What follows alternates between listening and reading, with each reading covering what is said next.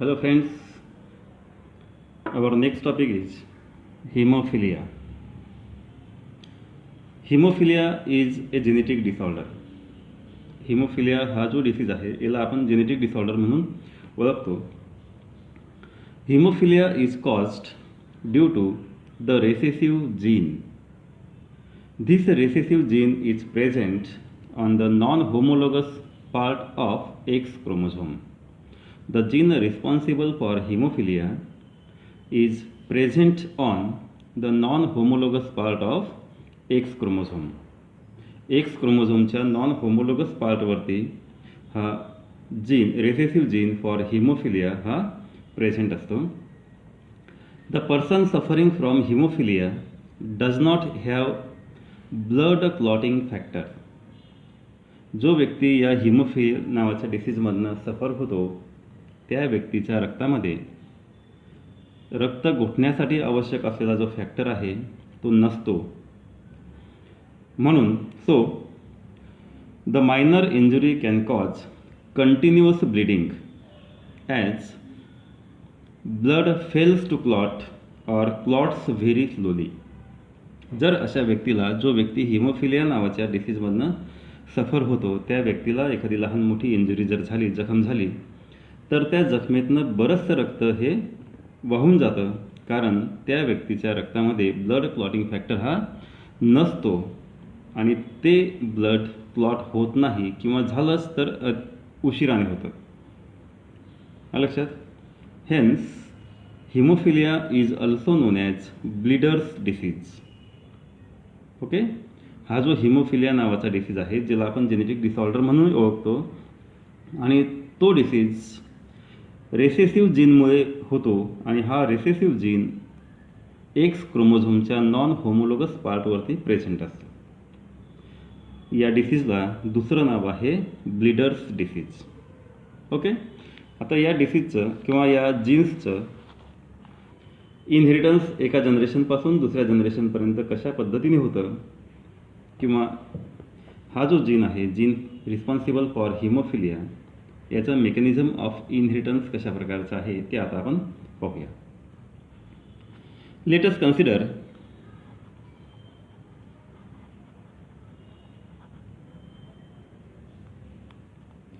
capital H for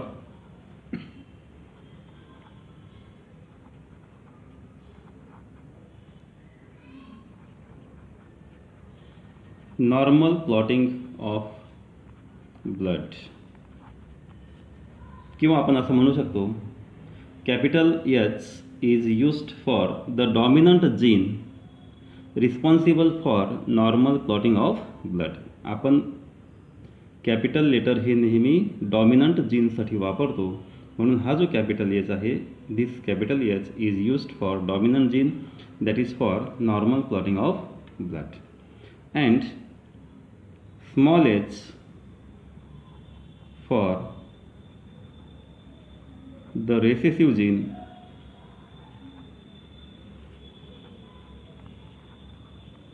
responsible for haemophilia. Haemophilia नावाच्या डिसीजला responsible असलेला जो जीन आहे तो रेसेसिव्ह जीन आहे, म्हणून तो डिनोट करण्यासाठी आपण स्मॉल लेटर वापरलेला आहे आणि हा स्मॉल एच जो आहे, this small H for recessive gene that is responsible for haemophilia. Okay. तर मित्रांनो, तुम्हाला माहिती आहे की आपण मेल सेक्स जो आहे, male is denoted by X and Y, while female is denoted by XX. Okay. The genotype of male is 44 autosomes plus X and Y as sex chromosome. The genotype of female is 44 autosomes plus X and X as sex chromosome. असे एकूण किती chromosomes होतात?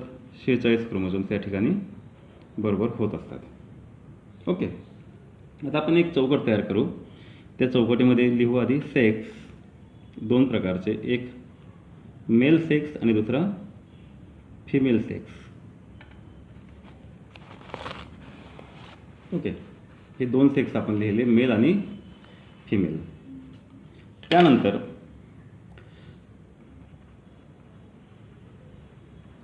Normal, carrier आणि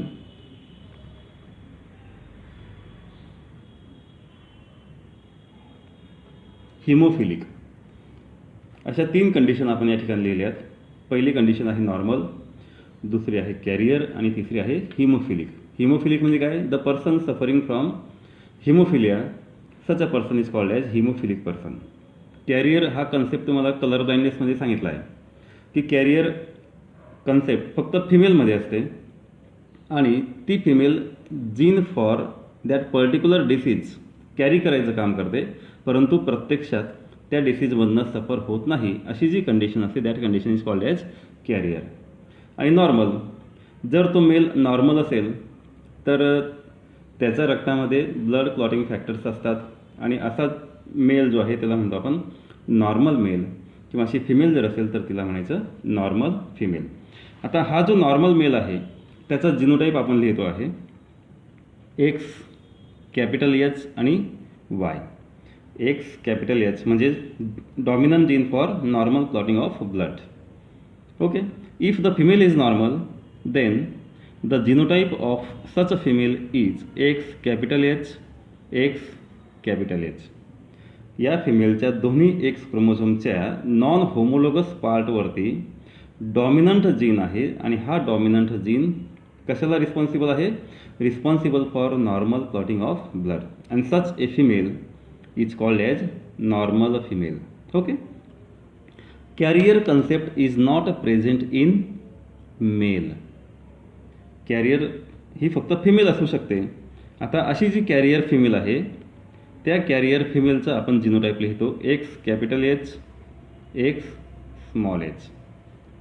म्हणजे एका X क्रोमोझोमवरती gene responsible for haemophilia असतो, recessive gene, आणि दुसऱ्या एक्स क्रोमोझोमवरती dominant gene for normal clotting of blood हा प्रेझेंट असतो.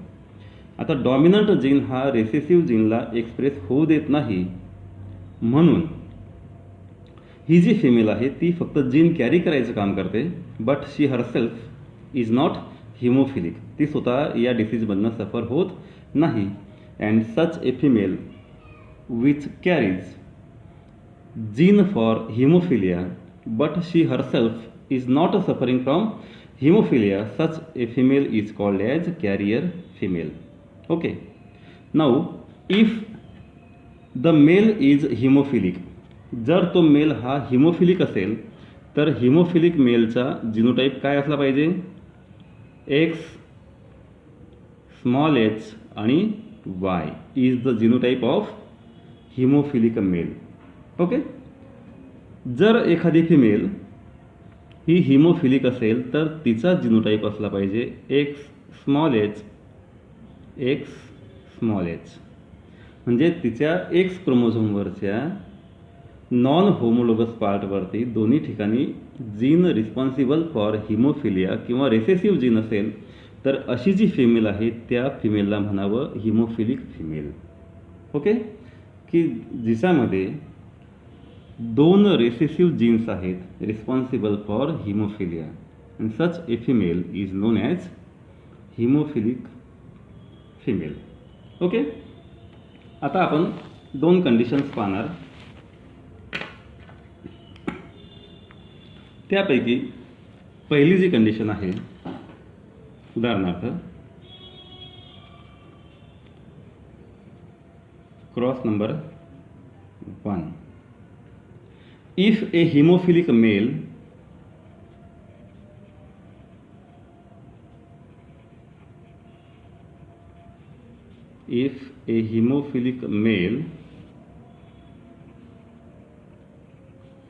marries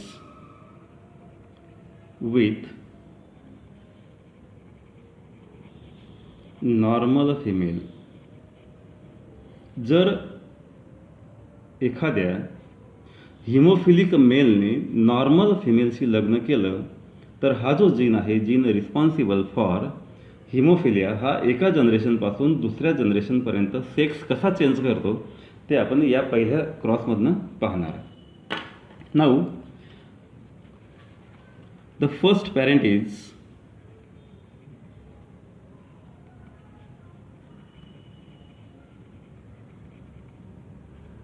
hemophilic male marries with normal female. Okay. The genotype of haemophilic male. आता या ठिकाणी आपण लिहितो आहे genotype.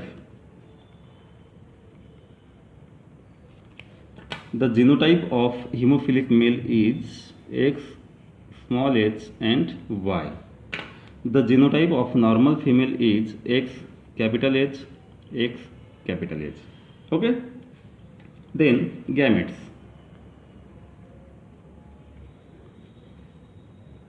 Gametes of hemophilic male and gametes of normal female. The gametes of hemophilic male X small h and Y. Similarly, the gametes of normal female are X capital H, X capital H. Okay. Then the random fusion of gametes, fertilization.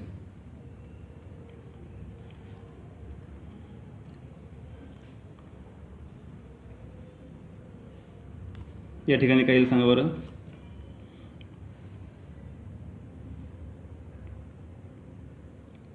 X capital H, X small h.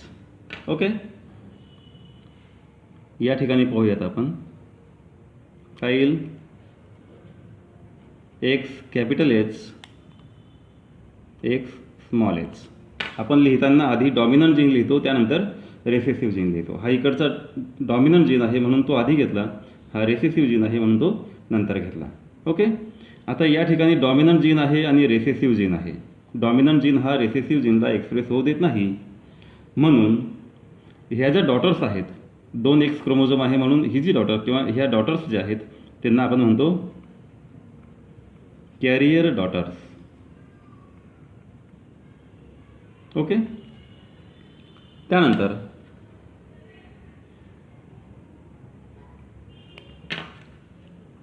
या ठिकाणी पहा, जर अशा प्रकारचं union of gametes झालं तर आपण लिहितो या ठिकाणी X कॅपिटल H आणि Y. किंवा हे अशा प्रकारचं झालं X कॅपिटल H आणि Y. X आणि Y क्रोमोझोम आहे म्हणून हा सेक्स आहे मेल आणि कॅपिटल H आहे, जीन डॉमिनंट आहे आणि हा dominant gene is responsible for normal clotting of blood आहे म्हणून हा सेक्स लिहितो आपण या ठिकाणी नॉर्मल मेल्स. हे दोघं मेल्स कसे आहेत, both of the males are normal because they are having dominant gene. Okay. आता तुमच्या लक्षात आलं असेल की एका जनरेशनपासून या जनरेशनपर्यंत हा जो जीन फॉर हिमोफिलिया आहे हा आलेला आहे आणि त्याने सेक्स चेंज केला. हा आधी मेलमध्ये होता आणि नंतरच्या जनरेशनमध्ये तो डॉटरमध्ये आला, म्हणजेच फिमेलमध्ये आलेला आहे. ओके. जे एका जनरेशनपासून दुसऱ्या जनरेशनपर्यंत किंवा पहिल्या जनरेशनपासून दुसऱ्या जनरेशनपर्यंत ज्या वेळेस या जीनचं ट्रान्समिशन होतं त्यावेळेस तो सेक्स चेंज करतो, मेलपासून तो फिमेलपर्यंत येतो. ओके. आता आपण दुसरी कंडिशन या ठिकाणी पाहणार किंवा दुसरा क्रॉस आपण या ठिकाणी पाहणार. It is the cross between carrier daughter and normal male. किंवा तुम्ही असं म्हणू शकता, if a carrier female marries with normal male. आता पॅरेंट्स कशा प्रकारचे आहेत. पहिला पॅरेंट आहे कॅरियर फिमेल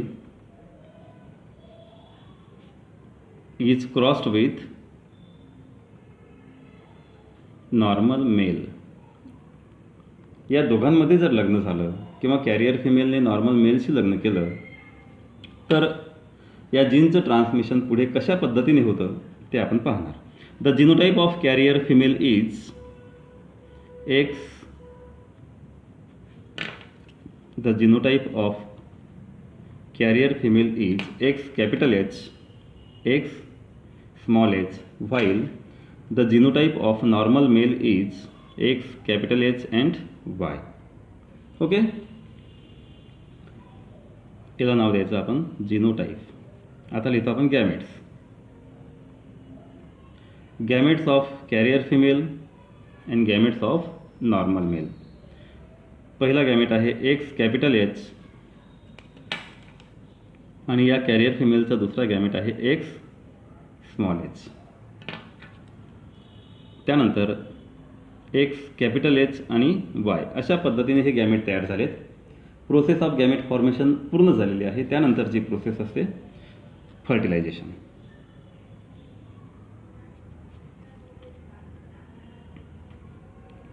ह्या दोन गॅमेट्सचं युनियन जर झालं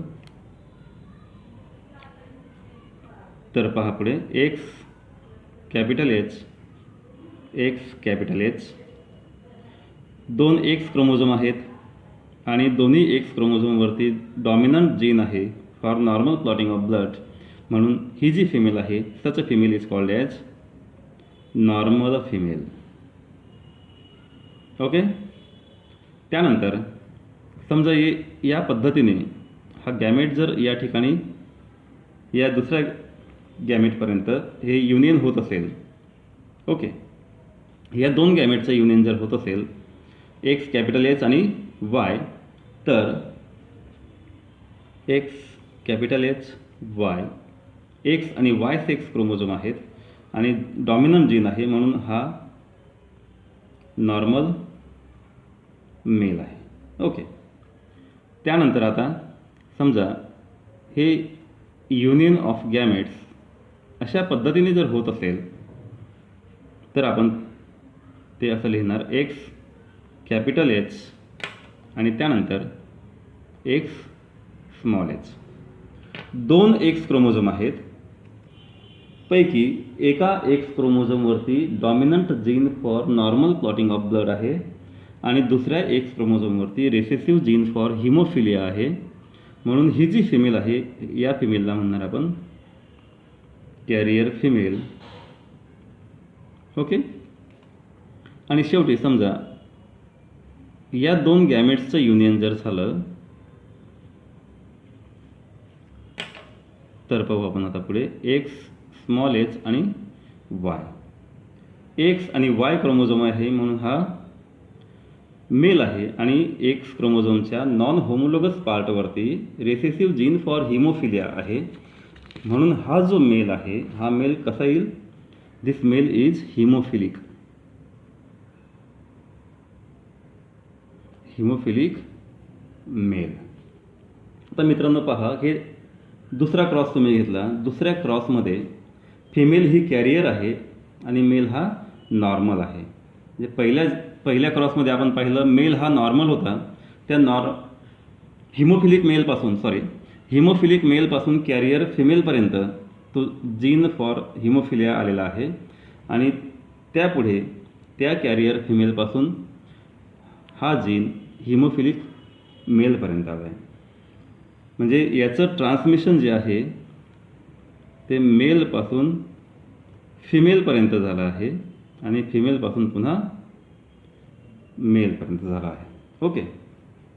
दिस type of transmission of gene for haemophilia, और you may say that this type of transmission of gene responsible for hemophilia is called as criss-cross inheritance, that is from male to female and again to male.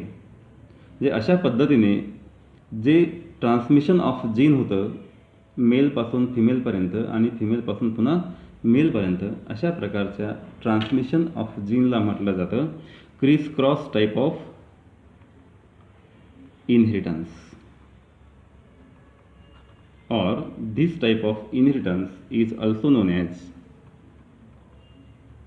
zigzag type of inheritance. Okay. In this type of mechanism of transmission of recessive gene for hemophilia from the hemophilic grandfather to his hemophilic grandson through the carrier daughter is called as criss-cross or zigzag type of inheritance. मी एकदा पुन्हा तुम्हाला सांगतो की हे अशा प्रकारचं जे inheritance आहे that is called as criss cross or zigzag type of inheritance in which the transmission of recessive gene for haemophilia from the haemophilic grandfather to his hemophilic grandson through the carrier daughter is called as criss-cross or zigzag type of inheritance. Okay, thank you.